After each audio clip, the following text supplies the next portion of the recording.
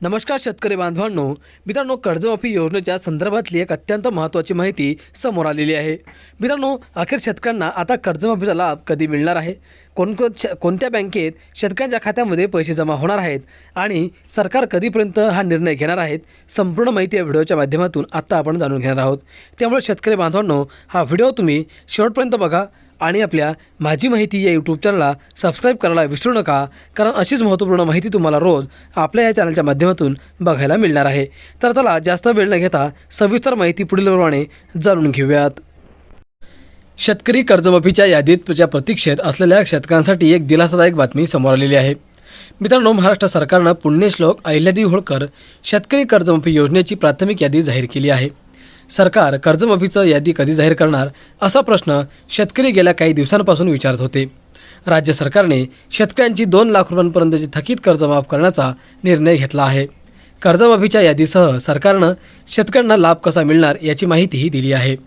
शेतकरी बांधवांनो, पुण्यश्लोक अहिल्यादेवी होळकर शेतकरी कर्जमुक्ती योजनेच्या निकषात काही सुधारणा करत सरकारने आज यादी जाहीर केली आहे।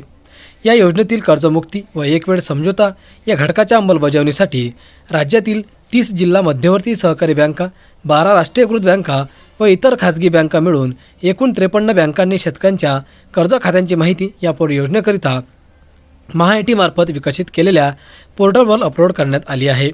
जिल्हा मध्यवर्ती सहकारी बँकांच्या सर्व खात्यांची माहिती सहकार विभागातील लेखापरीक्षकांमार्फत तपासणी करण्यात आली आहे।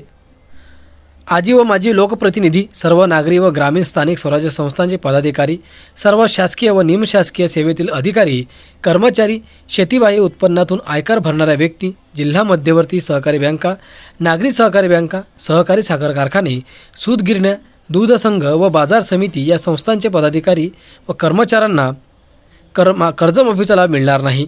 या सर्व घटकांची माहिती संबंधित विभागाकडून संस्थांद्वारे पोर्टलवर अपलोड करण्यात आली आहे। यासह योजनेसाठी पात्र असणाऱ्या लाभार्थ्यांची यादी तयार करण्यात आली आहे। शेतकरी बांधवांनो, शेतकऱ्यांना कर्जमाफीचा लाभ कसा मिळेल तर बघा, लाभार्थ्यांना त्यांच्या मोबाईलवर आधार व्हेरीफाईड करण्याबाबत संदेश पाठविण्यात येणार आहे।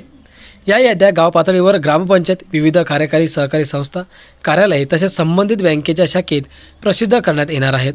सदर यादीमध्ये पात्र शेतकऱ्यांना एक विशिष्ट क्रमांक देण्यात येणार आहे।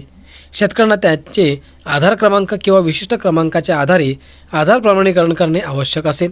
राज्यात सध्या कार्यरत असलेल्या सुमारे 32,000 आपल्या सरकार सेवा केंद्रातून पात्र लाभार्थ्यांनी आधार प्रमाणीकरण करण्याची सुविधा उपलब्ध करून देण्यात आली आहे। याप्रमाणे आधार व्हेरीफाईड करण्यापूर्वी शेतकऱ्यांची ॲग्रीस्टॅकवरील नोंदणी आवश्यक आहे।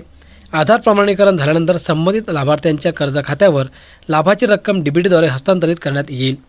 राज्यातील सर्व जिल्हा मध्यवर्ती सहकारी बँकांच्या पात्र लाभार्थ्यांच्या बाबतीत वरील संपूर्ण प्रक्रिया दिनांक 31/7/2026 पर्यंत पूर्ण करण्यात येणार आहेत।